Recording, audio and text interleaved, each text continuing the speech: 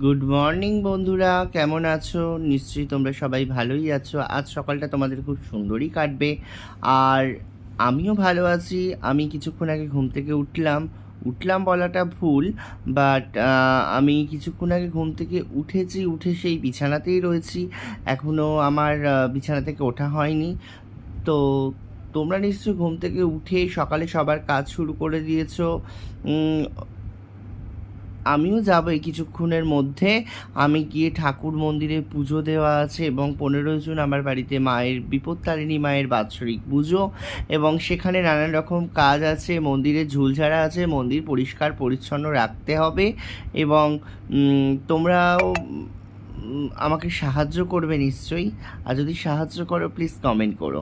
আর 15 June আমার মন্দিরে পুজো আছে, কেউ যদি পুজো পাঠাতে চাও প্লিজ আমাকে কমেন্টে জানিও। আর আমি